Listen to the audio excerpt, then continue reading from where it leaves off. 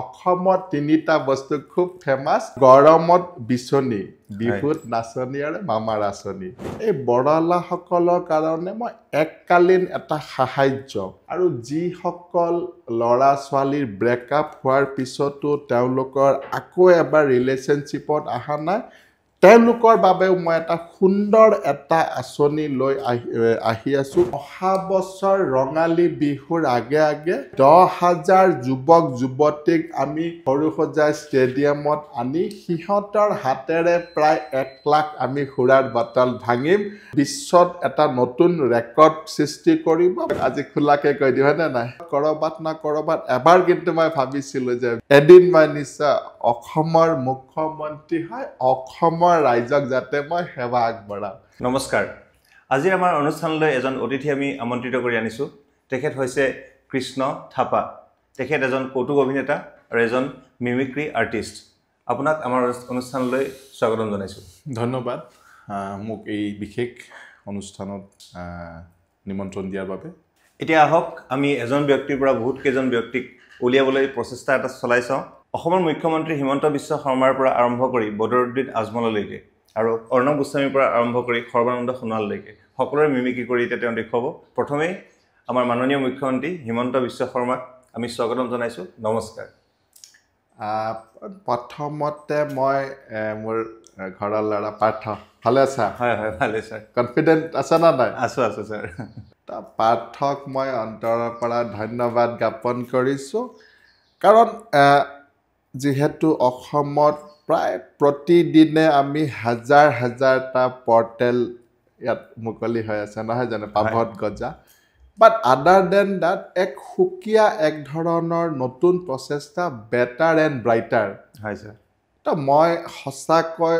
শলাগ লৈছোঁ আৰু প্ৰতিগৰাকী যুৱক যুৱতীসকলে এই ধৰণৰ যদি প্ৰচেষ্টা লয় কাৰণ বৰ্তমান হৈছে ইণ্টাৰনেটৰ যুগ তো ইয়াত সকলো ডিজিটেল আজিকালি টিভি চিভি আৰু কোনে চায় নে নাই তো এই ডিজিটেল যুগত যদি বেটাৰ এটা নাম বাৰ্থ প্ৰথমতে এটা কথা মই কৈ দিওঁ this name has touch my heart ঠিক আছে thank you sir better and brighter কি ধুনীয়া এটা পজিটিভ বাৰ্তা সমাজত বিয়পাইছে মই বিচাৰোঁ তোমালোকৰ সকলো অনুষ্ঠান বেটাৰ হয় আৰু সমাজক যাতে ব্ৰাইট কৰি তোলে ঠিক আছে পাৰ্থ এতিয়া প্ৰশ্ন পতাপত কৰা খুব কম সময় মোৰ হাতত একেবাৰে ধুনীয়া প্ৰশ্ন কৰা ছাৰ প্ৰথম প্ৰশ্নটোৱে মই আপোনাক সোধোঁ যে আপোনাক এতিয়া অসমৰ বেছিভাগ মানুহে মামা বুলি মাতে ছাৰ আপোনাক মানে মামা বুলি মাতিলে আপুনি সঁচাকৈ মনৰ পৰা ভাল পায়নে নে আপোনাক বেলেগ ছাৰ বুলি মাতিলে ভাল পাব নে খুৰা বুলি মাতিলে ভাল পাব নে মামাটো সঁচাকৈ আপুনি ভাল বাবা পাৰ্থ তোমাক মই এটা কথা আজি স্পষ্টকৈ কৈ দিওঁ দে হয় ইয়াত মানুহৰ আৱেগ জড়িত হৈ আছে কাৰণ মামা বুলি মাতিলে মই বেছি সন্তুষ্ট হওঁ কিন্তু কাৰণ অসমৰ মই ৰাজনৈতিক কামতে হওক বা মোৰ সামাজিক কামতে মই অসমৰ বিভিন্ন জেগাত মই যেতিয়া মই ভ্ৰমণ কৰোঁ তাত বিভিন্ন মোৰ ভাগিনসকলে দৌৰি আহে মামাক লগ কৰি ই এটা খুব পজিটিভ বাৰ্তাও দিয়ে আৰু somewhere I feel I can connect with the people ঠিক আছে কাৰণ মোক যদি ছাৰ বুলি মাতিলেহেঁতেন সেই কানেকশ্যনটো ইয়াত নাথাকিলহেঁতেন অন দ্যাট নট মই সঁচাকৈ খুব ভাল লাগে যেতিয়া মোক কোনোবা মামা বুলি মাতে because I feel there is some connection ঠিক আছে গতিকে মামাই হৈ থাকোঁ এতিয়া হয়নে নাই ঠিক আছে ছাৰ এটা অকণমান চিৰিয়াছ প্ৰশ্ন এটা সোধোঁ এতিয়া ছাৰ আপোনাৰ একদম ছাত্ৰ ৰাজনীতিৰ পৰা আপুনি আৰম্ভ কৰিছিল তাৰপিছত তেনেকৈ আহি আপুনি এতিয়া অসমৰ মুখ্যমন্ত্ৰী হ'ল আপুনি বাৰু সেই সৰুতে কেতিয়াবা ভাবিছিল নে মনত যে মই কেতিয়াবা অসমৰ মুখ্যমন্ত্ৰী হ'ব পাৰিম বুলি তো Partha to be very frank আমি সৰুতেতো বহুত পৰিকল্পনা লওঁ হয়নে নাই বাট মোৰ কৰবাত না কৰবাত সকলো মানুহৰ এটা উচ্চাকাংক্ষা থাকে জীৱনত হয়নে নাই তো ইভেন মোৰোতো উচ্চাকাংক্ষা আছিলে কিন্তু মই আজি ইয়াত স্পষ্টকৈ কৈ দিওঁ তেনেকুৱা কোনো হেৰি নাছিলে বাৰু তথাপিও মনৰ ভিতৰত আজি খোলাকে কৈ দিওঁ হয়নে নাই ভিতৰত কৰবাত না কৰবাত এবাৰ কিন্তু মই ভাবিছিলোঁ যে যদি মই পাৰোঁ যদি নেদেখাজনৰ আশীৰ্বাদ থাকে আৰু ৰাইজৰ সঁহাৰি থাকে এদিন মই নিশ্চয় অসমৰ মুখ্যমন্ত্ৰী হয় অসমৰ ৰাইজক যাতে মই সেৱা আগবঢ়াওঁ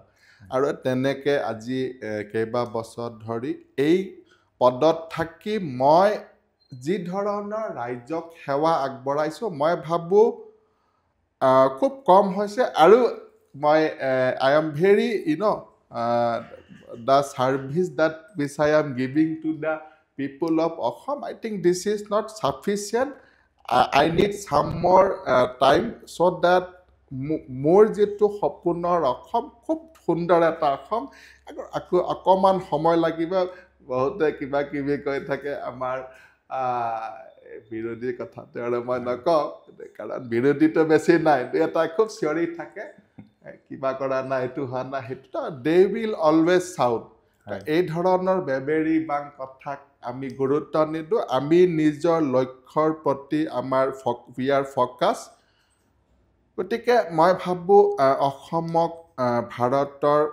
5টা শ্ৰেষ্ঠ ৰাজ্যৰ ভিতৰত আমি ইয়াক অন্তৰ্ভুক্ত কৰিম আৰু খুব কম দিনৰ ভিতৰত এই সপোনটো পূৰ্ণ হ'ব ঠিক আছে আমিও বিচাৰোঁ আপোনাৰ সকলো সপোন পূৰ্ণ হওক বিহুক বিশ্ব দৰবাৰলৈ লৈ গ'ল আৰু লগতে এতিয়া শেহতীয়াকৈ আপুনি ঝুমুৰ নৃত্যটোকো তেনেকৈ বিশ্ব দৰবাৰলৈ লৈ গৈছে আৰু তেনেকুৱা ধৰণৰ নৃত্যৰ ক্ষেত্ৰত বা আমাৰ যুৱ সমাজৰ আৰু এনেকুৱা কিবা নতুন পৰিকল্পনা আপোনাৰ এতিয়া আছে নেকি মানে ভৱিষ্যতৰ মই সিদিনা বড়ো ভূমিত মই অলৰেডি গৃহমন্ত্ৰীৰ ওচৰত মই ঘোষণা কৰি দিলোঁ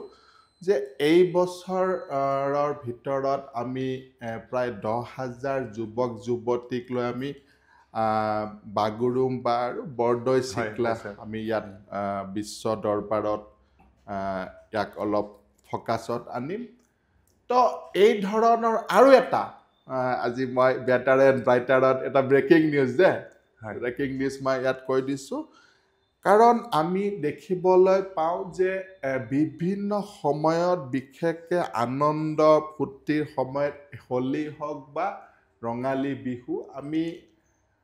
মই খুব অন্তৰত দুখ পাওঁ পাৰ্থ মই খুব অন্তৰত দুখ পাওঁ যেতিয়া নিউজত দেখোঁ যে আমাৰ উঠি অহা যুৱ প্ৰজন্মই সুৰাৰ প্ৰতি এটা খুব আসক্ত হোৱা দেখা গৈছে আৰু আমি যোৱা বছৰ আমাৰ অসমৰ বিভিন্ন ৰাজপথত আমি দেখিবলৈ পাইছোঁ যে খুব ডেকা ডেকা ল'ৰাসকলে অকাল মৃত্যুক সাৱটি ল'ব লগা হৈছে কাৰণ একমাত্ৰ কালপ্ৰিট ইজ সুৰা ড্ৰিংকিং ড্ৰাইভিং হৈছে গতিকে এই সামাজিক যিটো সন্ত্ৰাস ইয়াক ৰোধ কৰিবলৈ এক নতুন মই পৰিকল্পনা হাতত লৈছোঁ খুব সম্ভৱ অহা বছৰ ৰঙালী বিহুৰ আগে আগে মই ভাবিছোঁ প্ৰায় 10,000 যুৱক যুৱতীক আমি সৰুসজাই ষ্টেডিয়ামত আনি সিহঁতৰ হাতেৰে প্ৰায় 1 লাখ আমি সুৰাৰ বটল ভাঙিম আৰু মই এটা ভাল পজিটিভ বাৰ্তা সমাজত দিব কাৰণ মই ভাবোঁ পাৰ্থ প্ৰতিটো কাম আমি নিৰ্বাচন কেন্দ্ৰিক বা ৰাজনীতি আওতাত থাকিব নালাগে কিছুমান কাম সমাজকেন্দ্ৰিক হ'ব লাগে মই ভাবিছোঁ এই কামটোই নট অনলি বিশ্বত এটা নতুন ৰেকৰ্ড সৃষ্টি কৰিব বাট সমাজতো এটা ভাল বাৰ্তা প্ৰেৰণ কৰিব আৰু অসমত মই ভাবোঁ যুৱক যুৱতীসকলে তাৰপিছত যিটো সুৰাৰ প্ৰতি আসক্তি এইটো বহু হেৰিত কমি যাব হয় হয় বহুত ভাল পৰিকল্পনা কৰিছে ছাৰ আপুনি আপোনাক আমি সকলোৱে দেখি থাকোঁ আপুনি বহুত কষ্ট কৰে নিৰ্বাচনৰ সময়তে হওক বা বাকী সময়তে হওক আপুনি বহুত কষ্ট কৰে আপুনি বেছি কাম কৰে আৰু বহুত কম খুৱাই বুলি সকলোৱে জানে এই কথাটো পাৰ্থক মই এটা কথা চিৰিয়াছলি কওঁ যি মানুহৰ ওপৰত প্ৰায় 3,40,00,000 মানুহৰ আশীৰ্বাদ আছে তেওঁলোকৰ মৰম আছে তাক আৰু বিশেষ এক্সট্ৰা দায়িত্বৰ দৰকাৰ নাই অসমৰ ৰাইজৰ আশীৰ্বাদ শিৰত লৈ মই আগবাঢ়িছোঁ আৰু ৰাইজৰ এই মৰম আশীৰ্বাদৰ কাৰণে মই ভাবোঁ মই ষ্টিল ফিট এণ্ড ফাইন আৰু অহা কেইবা বছৰ যাতে অসমৰ ৰাইজক মই এনেকৈ সেৱা আগবঢ়াই লৈ যাব পাৰোঁ তাৰ বাবে ৰাইজক মই বিশেষ ধন্যবাদ দিছোঁ। হিমন্ত বিশ্ব শৰ্মা ডাঙৰীয়া ভাৰতৰ প্ৰধানমন্ত্ৰী হ'বলৈ বিচাৰে নেকি? তো পাৰ্থ মই সকলো ৰাজনীতিক কথা ইয়াত নকওঁ দে পাৰ্থ। তো সকলো সময়ত পলিটিকেল কথা ভাল নহয়। বিহু সমাগত, গতিকে মই অকণমান সাংস্কৃতিক কথা কৈ দিওঁ।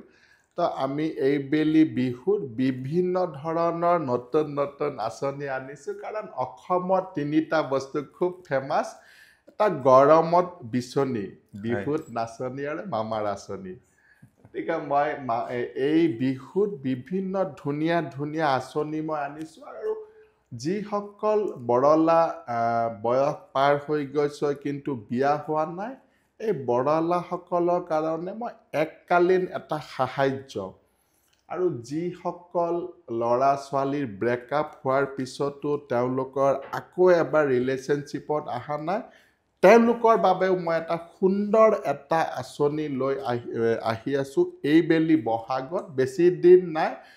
বহাগত মই ভাগিনসকলৰ বাবে সুন্দৰ সুন্দৰ আঁচনি লৈ আহিছোঁ, আৰু সকলো অসমবাসী ৰাইজক বেটাৰ এণ্ড ব্ৰাইটাৰৰ তৰফৰ পৰা আগতীয়াকৈ ৰঙালী বিহুৰ আন্তৰিক শুভেচ্ছা জ্ঞাপন কৰিছোঁ দে। এইবাৰ বিৰোধীয়ে কৈছে আপোনাক এইবাৰ আৰু জিকিব নিদিয়ে হেনো। বিজেপি চৰকাৰ অসমত কোনো পধ্যে হ'ব নিদিয়ে বুলি তেখেতসকলে ঘোষণা কৰি দিছে। গতিকে এই সম্পৰ্কে আপুনি কি ক'ব বিচাৰিব? পাৰ্থ, মই বিৰোধীৰ কথা ক'বলৈ ইয়াত অহা নাই, ঠিক আছে? আৰু বিৰোধীৰ আৰু কাম কি অসমত? আৰু বিৰোধী মোৰ চকুততো নাই। 2-1জন আছে খুব হাল্লা কৰি থাকে।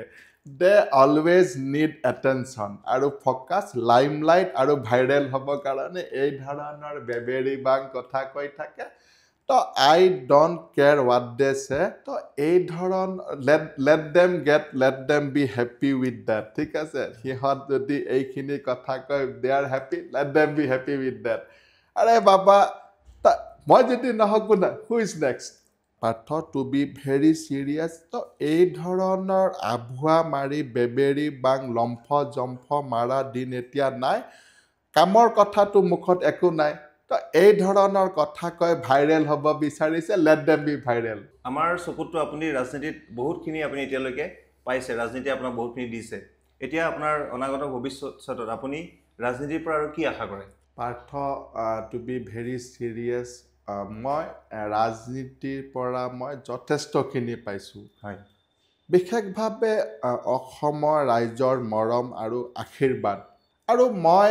নাভাবোঁ ইয়াতকৈ আৰু কিবা মই কামনা কৰোঁ। তথাপিও মই মুখ্যমন্ত্ৰী হৈ থকা সময়ছোৱাত মই বিচাৰোঁ যাতে ভাৰতবৰ্ষৰ ভিতৰত যেতিয়া মানুহে বিশ্বৰ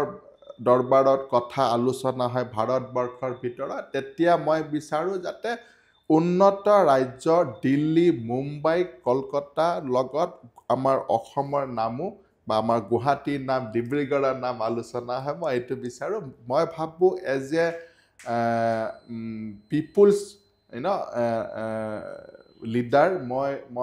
মাই dream will be fulfil that day, যিদিনাখন ভাৰতবৰ্ষৰ